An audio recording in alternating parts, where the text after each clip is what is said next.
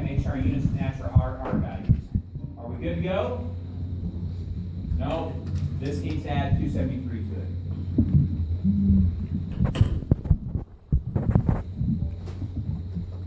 it. Okay, so now I'm going to plug in my values.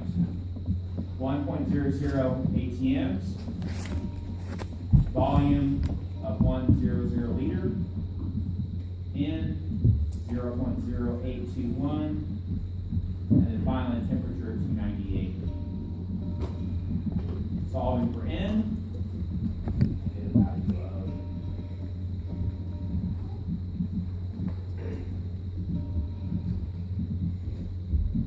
0.0409 moles of O2.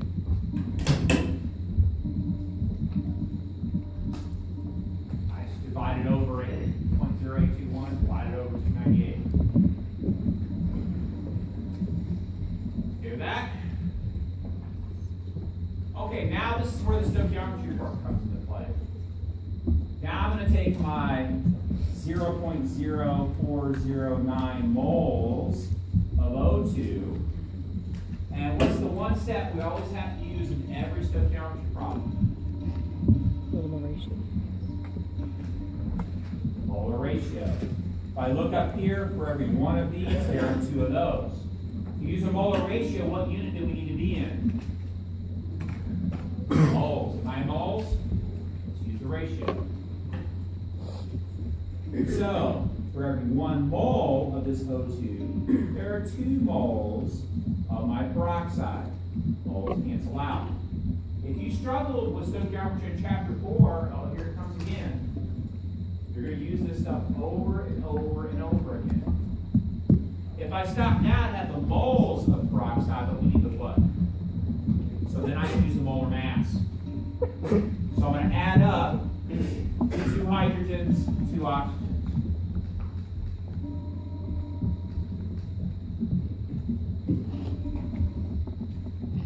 For every 1 mole of the peroxide, 34.02 grams of the peroxide.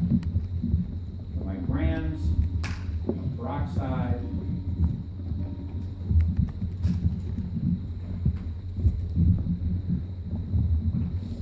and I get 2.78 grams of peroxide.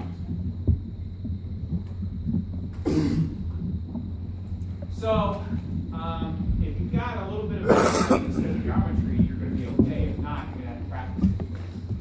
Because the only thing we did invent to do here was come up with grams and moles. Questions on that one?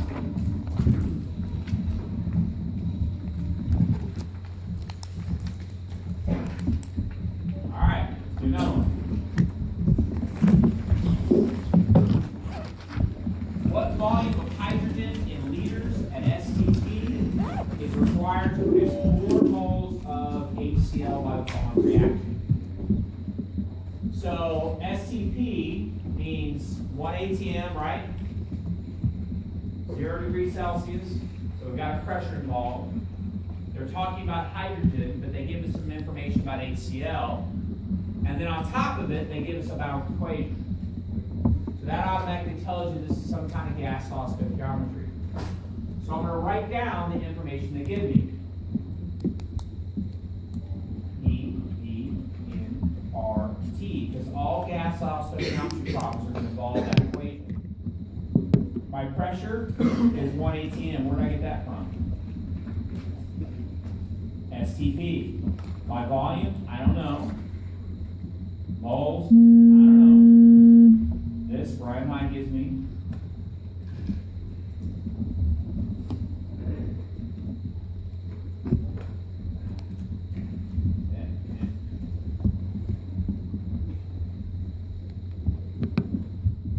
And finally, my temperature is 273 K. That comes from my STP. Then they give me the moles of the HCl. That's all the information I know. So if I want the volume of this hydrogen, what piece of information do I need to find? I I've got to find the moles of it, don't I? Of what? The hydrogen. Did they give you the moles of the hydrogen? The most common mistake students make is they go, hey, he gave me some moles. I'm going to put it right there. Boom, solve my volume. And that answer will be on the test. You think there's victory, but there is defeat. Because that is not the moles of hydrogen, that is the moles of HCl. So, if we know the moles of HCl, is it possible that we can figure out the moles of hydrogen? That's where the stoichiometry comes into play. So,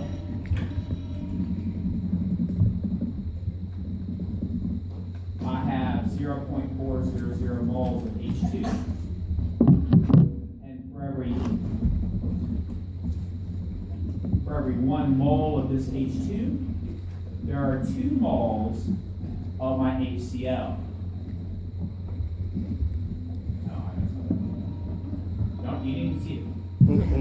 No.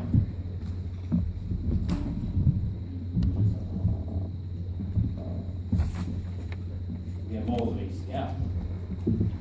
And for every 2 moles of this HCl, we have 1 mole of my H2. Do I need to go to grams? This is a very big mistake right here. Students like, if I go to moles, I've got to go grams. And they'll go to grams, they'll stick in the equation, defeat it. Okay, I only need moles. I can stop right now. So I end up with 0.200 moles of H2. Now, that can go over here.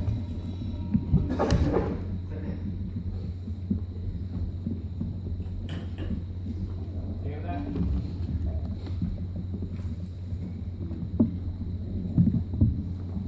Okay, so now I've got everything but the one variable I need.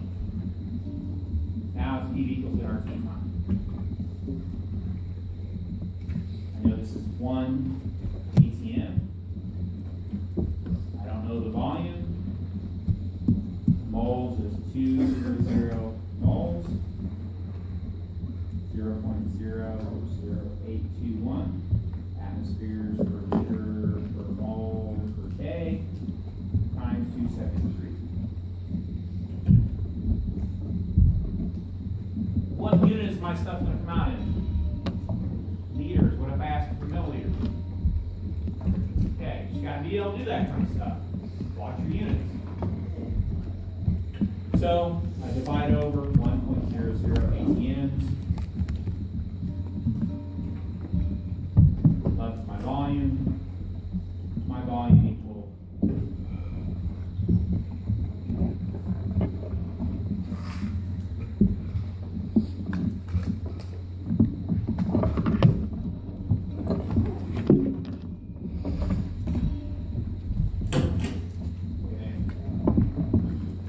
basically the 2 different types of problems we get with gas law stoichiometry. Okay? Either you will do the P equals NRT first, and then you do some stoichiometry. Or you do the stoichiometry, and then you do P equals NRT. Alright? That's really the 2 different types you have. I have an entire worksheet of these on Blackboard content. You're going to have some of these mastering, you're going to have some on practice quiz. I am announcing to the world that this will be our exam. They're done. Okay. Do or do not. There's one problem.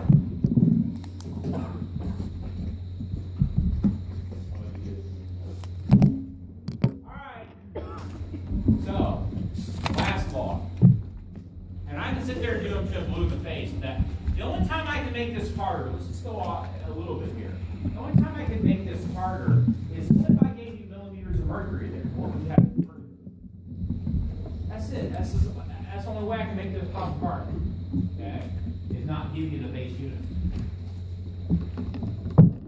Okay, last law. I don't do a whole bunch of calculations with this law.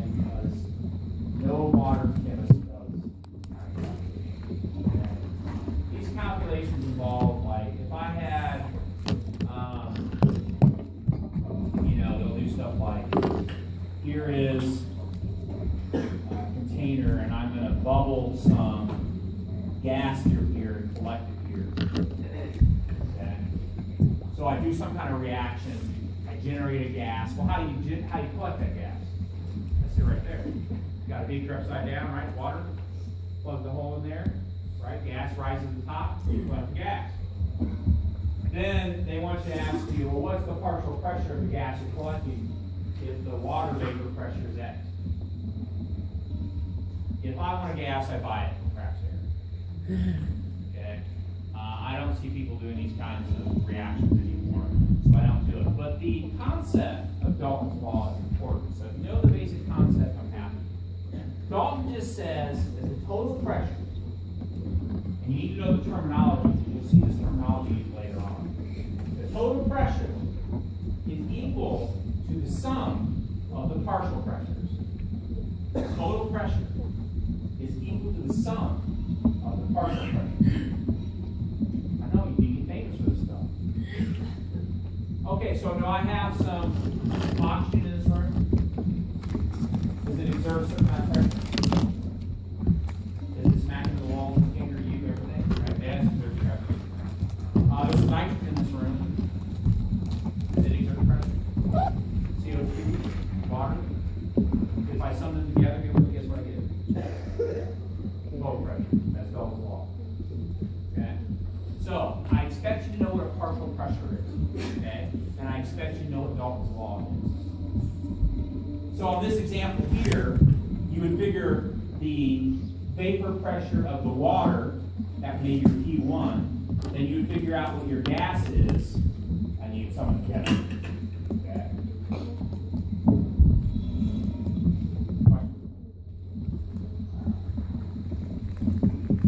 All right. What's the number one gas in the atmosphere? CO2, right? But oxygen. How much CO2 is in the air? A lot of it. Here it does, gas. We'll hear about it in 5 seconds. Here's the breakdown. Here's the mole fraction. If I multiply that by 100, that gives you a percentage. I multiply it by 100. So the number one gas by leaps and bounds is nitrogen. That's 78% of all gas. Nitrogen. Then oxygen's 20%. 20 plus 78. Are we close to 100? Pretty darn close. Then we've got argon. More than CO2? No way. Oh yeah. Lots of argon in here. And it's only 0.01%. So if I add that in, CO2 is 0.0003. That's basically 0.03% of the atmosphere is actually CO2. Very, very, very, very small percentage of the gases. And then there's all the breakdown of all the other gases. Notice your noble gas movement, right? Nobles don't like reactive things. Got all kinds of them. Let's talk a little bit. Let's talk a little bit about CO2. Little things like, okay, let's say if I cut down the rainforest. Gone. Right? Are we going to suffocate? No. What's the number one source of oxygen in the world? The ocean. Number one source of oxygen. The ocean? Number one source of oxygen. Us? Do we create oxygen or consume it? Number one source of oxygen. The answer is oceans. Oceans are your number one source of oxygen. If I take some water, is it possible maybe that I could take some water and if it gets enough energy, it'll break apart into those. So when they look for sustainable planets outside the Earth, what do they always look for? Water. All right? What's number two? Photosynthesis. Okay, plants produce oxygen. All right? Let's talk about CO2. What is the number one source of carbon dioxide? People? What is it?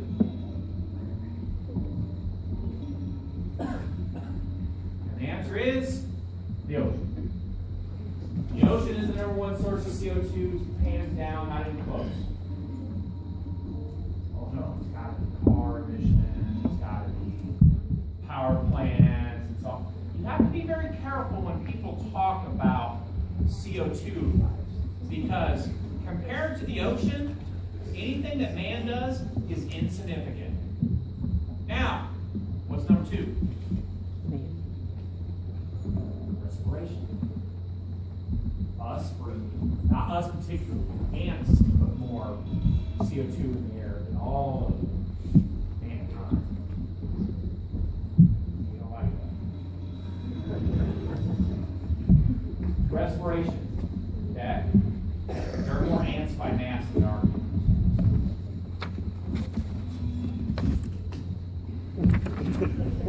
More cockroaches. More bugs. Alright, so they produce some CO2. How much of the total CO2 is put into the air by man as a percentage? 2%. And the answer is about 3 to 4% of total CO2 is actually put in by man. Not from breathing. Because remember, a pair of runners running through the rainforest put out more CO2 than a car running through it. Up, right? You gotta talk real when you're talking about CO2 emissions. Now, here's the controversy. Is global climate change happening?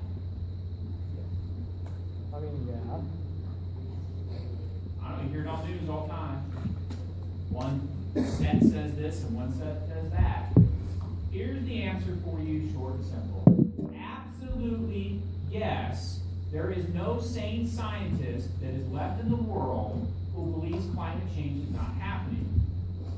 Now, if you want to argue what's causing climate change, that's a totally different argument.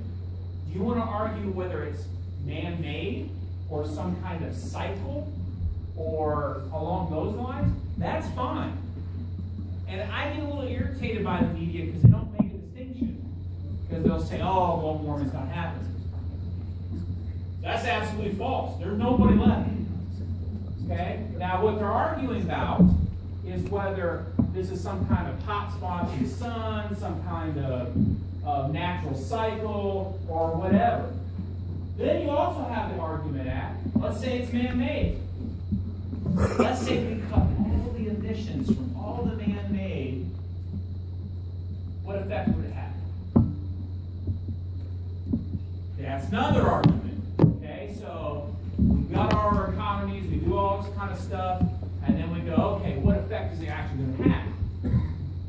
So those are the real debates. The debate whether climate change is happening is done and settled. Now, whether it's man-made, if this 3 to 4% is what's causing this climate change, that is still up in the air debated. More are leaning towards it is tipping in direction of than it's not. But there's still a lot of people on both sides with a lot of degrees behind their name talking about either or. So I'm Switzerland. Okay, I'm just putting the facts out. Okay, yeah. There's one side, but there's probably, for every one scientist you find that, you'll find 1,000 that say no. Planet's a big place, it's hard to study. Okay? So you have one side saying, hey, maybe this is just a natural cycle. One side saying, hey, the sun's hotter than it's ever been. You know, all kinds of stuff, backwards and forwards, and then you have different scientists saying different stuff. I'm just going to stay neutral. I'm not a political scientist. I am a scientist. All right, questions? No? Don't like me anymore now that I said that. Climate change is happening. Stop denying it. And whether why it's happening is a whole different story. All right. Now, let's talk about climate change. So, climate change doesn't mean that everywhere is getting warmer. That's another change just means what's warm now is becoming, what's cool now is becoming warmer, what's warmer is becoming cool. So what's going to happen is you're just going to see a shift in where you would see deserts at, for example. So you got California's all nice, right? Boom, climate change happens. And now parts of California are now desert. Now parts that were normally desert aren't desert anymore. So what you're going to have is where people are living now, this is the big issue. Where people are living now, what's going to end up happening is they're going to have to shift where they're living now. For example. Is there a drought in California? Is it severe? How severe? I mean, it's bad, bad stuff. If it continues on the next decade, you're going to see a mass exodus from California to the Midwest. Because water is going to be so expensive, it's going to be crazy. Well, no. I'm just saying. You're going to see, all it's going to mean is you're going to see a lot of population shifts and where people live at, what they consider comfortable. Anyway, I don't think we're going to die out of the human race or anything crazy like that. I mean, you get some crazy stuff going on. Anyway. All right, questions? All right, I'm doing all mine. How about? Okay, ideal versus real gases. So we've been doing this ideal behavior, and we did some ideal gas law postulates, things like there's no interaction between molecules. Do molecules have protons and electrons? There's going to be interaction. Okay. We also say gases don't take up space. That's true. If I keep putting pressure on something, it starts getting resistance. So they do take up space.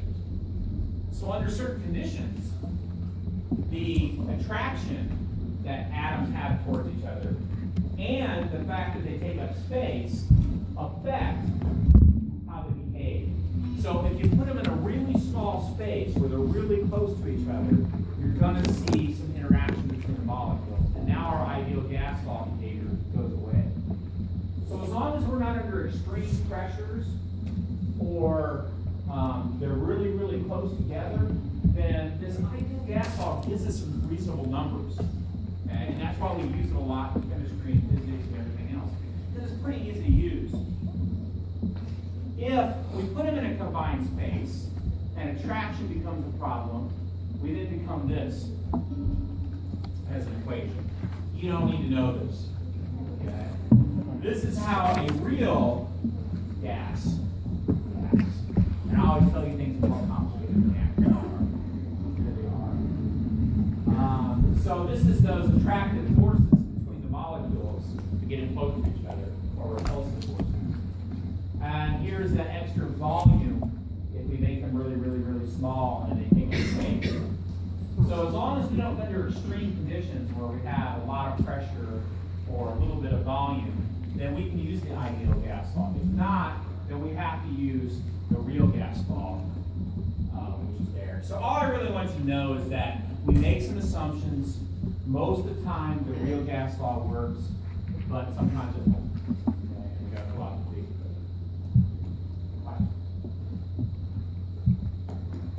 All right. Here's kind of an ideal gas versus a real gas. So notice that under these pressures and volumes that they act really close to each other. We get really good values. But as we decrease that pressure and that volume decreases,